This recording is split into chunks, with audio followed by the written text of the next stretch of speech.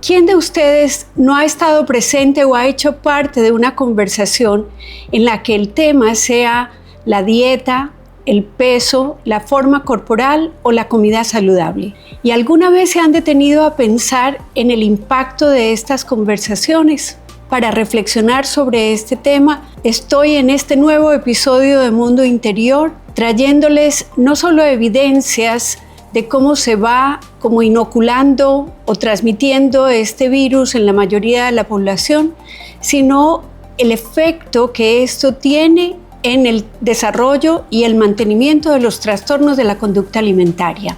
Realmente no nos damos cuenta de cuán a menudo con amistades, a veces hasta en reuniones casuales con desconocidos, aparece este tema y, como decía, no sabemos en la persona que escucha qué impacto va a tener.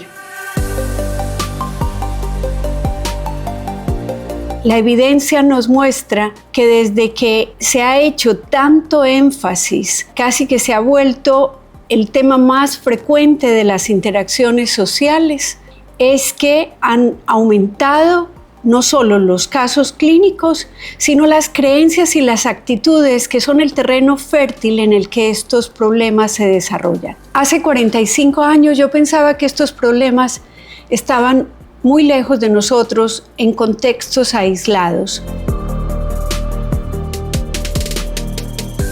Hoy cada vez veo con más preocupación no solo un incremento en la consulta clínica, sino que la cultura toda como que ha normalizado cuestiones que son nocivas. Por esto en este episodio los invito a reflexionar, a ser parte del cambio, porque erradicar los trastornos de la conducta alimentaria es un compromiso social. Les voy a contar un poco la historia de cómo llegué a interesarme por este tipo de problemáticas. Llegué a Londres con 24, casi 25 años, después de 4 de graduada y ya en ejercicio profesional, y lo que yo sabía de los trastornos de la conducta alimentaria hasta ese momento estaba única y exclusivamente en los libros. Sabía que anorexia era un término mal nombrado porque A quiere decir sin hambre. Y no es esto lo que sucede en estos casos. La persona tiene hambre, pero tiene un control deliberado de la ingesta. Y lo que sabía de bulimia es que la palabra proviene del inglés bull, comer como un toro, y hace referencia a que hay un círculo vicioso de exceso de ingesta calórica, sentimientos negativos después de ella, normalmente culpa, que lleva a que la persona intente cualquier método deshacerse de esa alimentación excesiva, ya sea el vómito, los diuréticos, los laxantes e incluso el ejercicio físico. Es decir, son formas de compensación que le dan a la persona tranquilidad. Haber comido naturalmente la lleva a un estado de angustia porque los dos problemas tienen un miedo terrible a engordar.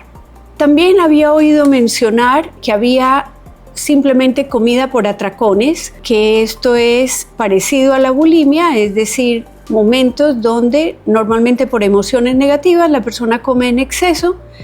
y luego se siente muy mal, pero no hace nada para deshacerse de la cantidad de ingesta calórica. Hasta ahí lo que yo sabía. Al poco tiempo empecé a formar parte de un equipo que trataba a Ana, una chica de 26 años, que en ese momento pesaba 90 libras, medía 1,65, ingería alrededor de 500 calorías diarias y se sentía como un elefante al lado mío. Otra cosa que yo no sabía es que a menudo una misma persona puede vivir en distintos momentos los dos problemas más comunes, es decir, una época de restricción total y otra época donde va a sentir que comió en exceso. Volviendo al caso de Ana, si ella comía una galleta de soda de más, eso la podía llevar a querer ejercitarse 1 hora más. Estamos hablando que ya hay una distorsión de la imagen y que podríamos decir que anorexia y bulimia son dos caras de la misma moneda. Pero lo más importante, quizá el descubrimiento que más me impactó a mí, es que ese no era el centro del problema. Eso parece que es lo que nos ocupa a todos como la gran preocupación, pero el centro del problema radica en que la autoestima de esa persona está basada en tener control absoluto sobre su ingesta. A veces sienten o experimentan que lo único sobre lo que tienen control es eso, y por eso se vuelve como un imperativo. Anorexia y bulimia entonces son dos caras de la misma moneda, y la cultura juega un papel muy importante porque en este desarrollo de la autoestima, esa chica o chico en crecimiento normalmente piensa, cree y siente que si cumple con los estándares de deseabilidad social, es decir, alcanzar un ideal de flacura que normalmente es inalcanzable, pero en el caso hipotético de que lo logre, no solo va a ser feliz, sino que va a tener éxito social y que todo va a estar con tranquilidad. La paradoja es que sucede todo lo contrario. Mientras más preocupación y control hay sobre la ingesta, menor calidad de vida, no solo para la persona que la sufre, sino para todo el ambiente que la rodea. Este mensaje de alcanzar un peso deseable no solo es propio de los países desarrollados, como antes creíamos. También se pensaba que era de mujeres blancas, clase media alta, y la realidad me fue mostrando que la evidencia científica probaba que tanto en Londres como en Colombia, en Guayaquil, en Curazao, en lugares donde ni siquiera hay una cercanía cultural con nosotros, la prevalencia del problema es la frecuencia con la que se presenta, es exactamente la misma. Entonces, ya esto no es una cuestión individual de pocos casos. Estamos hablando que es una situación generalizada. Esto es lo que me lleva a mí con frecuencia a hablar de que los trastornos de la conducta alimentaria no son una epidemia, como se creyó en algún momento, propio de ciertos grupos sociales. No, es una pandemia, así como ya estamos familiarizados con este concepto, es independiente de la cultura y es independiente de la clase social a la que pertenecen las personas que de pronto se meten en esta trampa sin querer.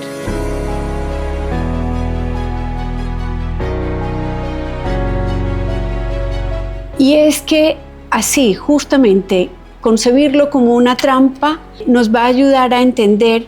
el por qué. Suena como que son superficiales estas personas, les venden o nos venden la idea de esta deseabilidad social y algunas personas no se apropian tanto de esto mientras que otras lo sufren. Y aquí viene el otro descubrimiento que para mí fue muy impactante, y es que este mensaje nunca viene solo, viene acompañado de otro que es quizá mucho más peligroso, y es que si uno no lo alcanza es porque no ha trabajado lo suficiente, porque no se ha esforzado.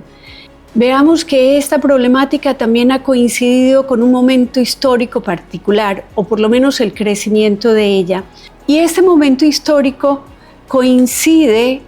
con una década de grandes cambios sociales, políticos y hasta económicos. Me quiero referir a cómo fue cambiando no solo la visión de lo deseable en los cuerpos femeninos o masculinos, sino cómo el comportamiento que se espera en cada una de estas décadas, por así decirlo, va también transformándose con el devenir social.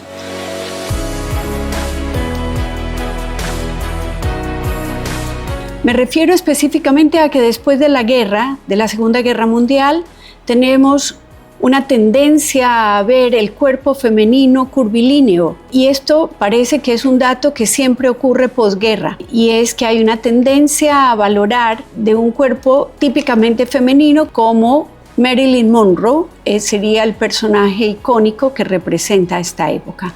Pero si nos vamos luego a la década de los 60, vemos un cambio totalmente radical, y lo señalo porque es a partir de esta época en la que en la literatura científica empiezan a aparecer los trastornos de la conducta alimentaria.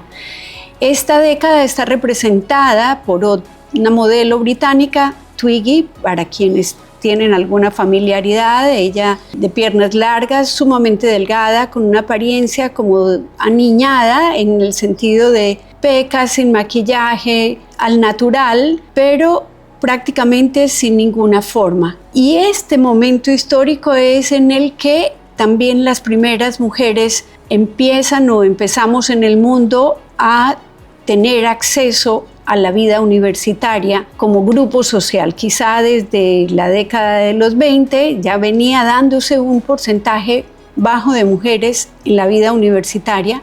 pero es a partir de la década de los 60 donde empezamos a jugar un rol mucho más importante. Y también, como decía en alguna otra parte de mi Instagram, en este cambio social, pues obviamente si las mujeres normalmente teníamos los roles de cuidado, ya no tenemos tanto tiempo para ello. Y el otro rol que cumplíamos típicamente las mujeres era el del adorno, y ya tampoco con una educación universitaria es probable que no quisiéramos seguir en ese rol. Pasa entonces la cultura y los movimientos sociales, como decía, la década de los 60 fue de grandes revoluciones en el pensamiento y luego va también evolucionando esta figura.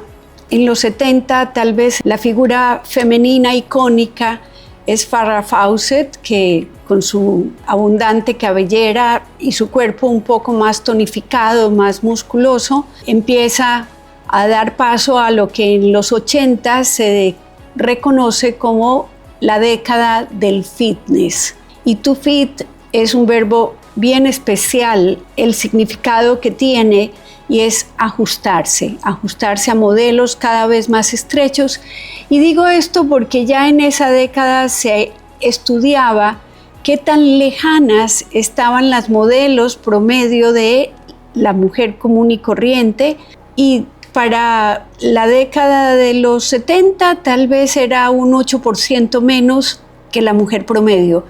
pero para el final de la década de los 80 ya la modelo promedio estaba 25% menos en su peso, alejada de la mujer promedio. Es decir, quien mirara estas figuras que están en la televisión, en los medios de comunicación, que juegan un papel tan importante también para mostrarnos lo que es deseable y lo que no, se fue haciendo cada vez más difícil alcanzar, pero señalaba antes que no es un mensaje que viene solito, sino que también hubo proliferación de gimnasios, de pasar el tiempo encontrando, además del desarrollo profesional,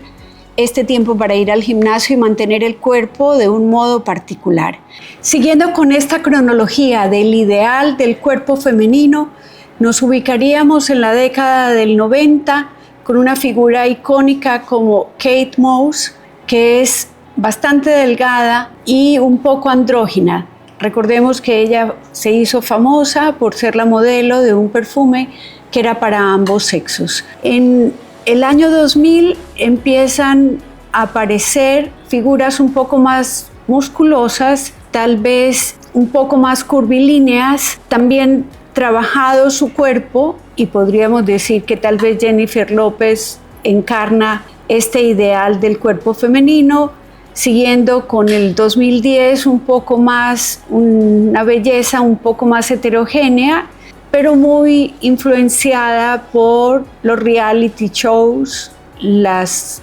Kardashian quizá, como la figura muy de reloj de arena, pero con una cintura muy pronunciada, que tampoco es natural, se alcanza solamente con ciertos tratamientos. Y la buena noticia es que damos paso en 2020 o desde el 2010 ya vemos una tendencia a la aceptación de los cuerpos, a la inclusividad a la belleza en todas las tallas, y todo esto como una respuesta de los medios y de la sociedad a la problemática que se vive en los trastornos de la conducta alimentaria. Y todo esto me sirve para decir que si bien antes pensábamos que estos trastornos eran más propios de mujeres, es solo porque sobre el cuerpo femenino se hace mucho más énfasis en qué forma debe tener. Somos mucho más críticos del cuerpo femenino como sociedad de lo que lo somos del cuerpo masculino. Sin embargo, no dejar de reconocer que en este grupo también ha habido cambios significativos, y podríamos decir que dentro de los modelos de masculinidad hay una evolución muy parecida hasta la metrosexualidad, es decir, un hombre que tiene unos estándares de belleza ya incorporados, que se cuida, que cuida su apariencia, y tal vez hoy, 2020, encontrar una figura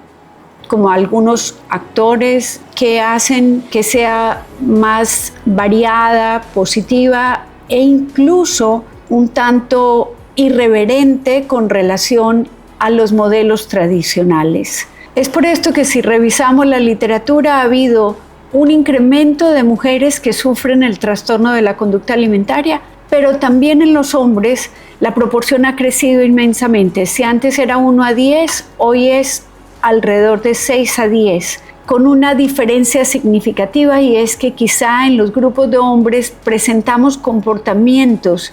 con relación a la alimentación y a la figura y al ejercicio físico que son muy bien vistos.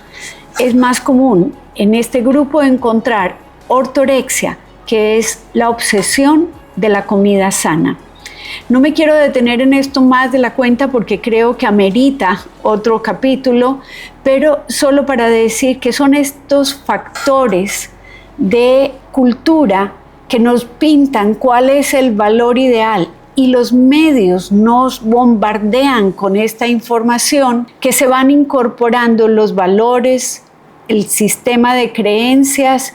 y a veces hasta de cosas que son mitos, pero las damos como verdaderas de tanto repetirlas.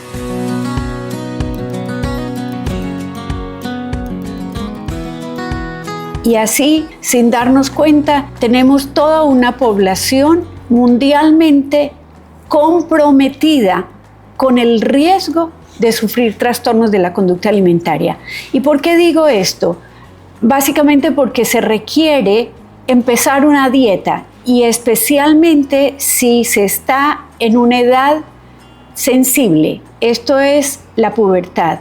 En la mayoría de esta edad los hombres se estiran, ganan talla, y tal vez por esto su peso no se vuelve el centro de la atención, pero a las niñas la pubertad les trae acumulación de grasas que son naturales, así como en la menopausia las mujeres también naturalmente vamos a tender a aumentar un poco de peso, pero tenemos la idea de que hay que hacer algo para que esto no suceda, y en esas edades vulnerables, especialmente en una persona que está empezando a desarrollar el concepto de sí misma, que está incorporando cómo es su cuerpo, si es agradable o no es agradable, con qué ojos lo miran los demás, y nos encontramos con otro factor sobre el cual quiero llamar mucho la atención, y es que antes no recibíamos una crítica tan generalizada como la que se recibe ahora. Creo que como empezaba esta reflexión, todos hemos escuchado, sí, hoy en día abuelas, tías, padres, madres, haciendo presión para que esa hija que ha ganado un poquito de peso porque entró a la pubertad, por favor se ponga a dieta, y ahí empieza el primer factor que dispara la aparición de ciertos síntomas que van a ser como el caldo de cultivo o el inicio de este trastorno.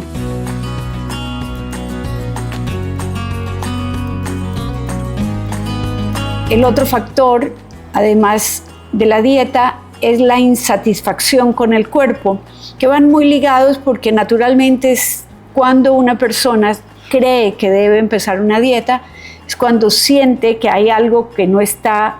como debe estar, que está insatisfecha con el peso que tiene y que quiere trabajar y esforzarse para conseguir un determinado resultado que muchas veces va en contra de su biología. Insatisfacción corporal, miedo a la gordura e impulso por adelgazar son entonces las tres patas de esta mesa que da origen a los trastornos de la conducta alimentaria. Es así como fuimos empezando a ver natural hablar sobre el peso y la forma de nosotros mismos o de las otras personas. El consumo de productos light, la conversación acerca de lo que es saludable o no es saludable. Como decía antes, a veces hasta reproduciendo ideas falsas, pero que a punta de repetición se volvieron verdades que no cuestionamos. Desnutrición infantil en clase alta, solo como una respuesta a las loncheras bajas en calorías, incluso el consumo de medicamentos para bajar de peso vistos como algo natural. Hoy pues tenemos muchos ejemplos que también todos podemos relatar. El uso de cirugías que son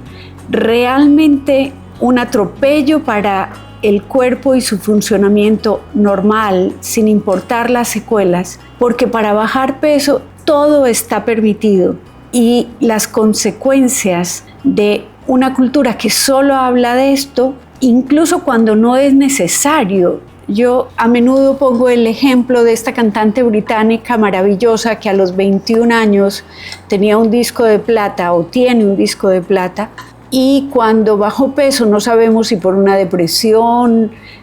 si por qué razón, pero lo único que aparecía de ella era cuánto peso había bajado. Y yo me pregunto, ¿qué valor le agrega a su habilidad, a su talento y a la razón por la que la conocemos en el mundo entero, el tema de su forma física? Y la verdad no le agrega nada, solo da cuenta de cómo la cultura se ha vuelto o nos hemos vuelto enfermos con relación a este tema. Antes de terminar, quiero señalar que conocemos los trastornos y creemos que esa es una minoría de personas que la sufren. Sí, con relación a la población general puede no ser un porcentaje tan abismal, pero si pensamos que hay otra dificultad y es que existen los trastornos de la conducta alimentaria no especificados, esto quiere decir que son personas que tienen estos núcleos psicopatológicos de los cuales hablaba antes, hombres y mujeres que religiosamente tienen que ir al gimnasio 1, 2, 3 horas al día y que si no lo hacen tienen física angustia. Personas que cuando tienen altibajos emocionales lo único que hacen es levantarse a comer de noche porque han encontrado que la comida es esa fuente de alivio de esas emociones que de otra manera no puede procesar. Y así vamos teniendo una cultura que de manera muy generalizada presenta comportamientos donde la comida ya no es este disfrute y este espacio de integración social, sino que es un espacio para el premio o el castigo, hasta el lenguaje con el que nos referimos a la comida y lo vemos natural. Voy a pecar, es que vamos a cerdear, ni siquiera era un verbo para mí, no es un verbo, pero se acostumbra a decir así y lo vemos normal. Y entonces, ¿cómo le podemos pedir a una persona que está en crecimiento, que está empezando a hacerse la pregunta de quién soy yo, cuál es mi identidad, si los mensajes que le damos es que puede ser una persona magnífica, espectacular, inteligente, capaz, pero no tiene el cuerpo deseable o está gordita, y todo esto reforzando aquellas ideas de que las personas que tengan una talla distinta a X van a estar con costos sociales muy temibles como la soledad, el aislamiento e incluso la ausencia de pareja por cómo es la apariencia.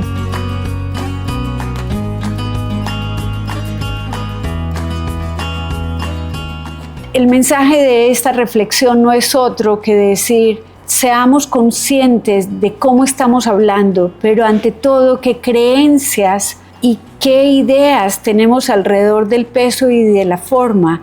cómo nos atrevemos a opinar o sobre el propio cuerpo o sobre el de las otras personas sin medir las consecuencias del impacto negativo que tiene en muchos, pero particularmente en personas que ya están librando una batalla en contra de un trastorno de la conducta alimentaria o personas que están en desarrollo, hombres o mujeres, porque creo que también es importante cambiar el foco de que esto es chicas que no tienen mucho en la cabeza y por eso desarrollan un trastorno. No, las dificultades con poner la autoestima en algo que realmente lo define la biología, pero nos hacen creer que con esfuerzo vamos a alcanzar el objetivo, sin duda es una meta sometida a la frustración continua.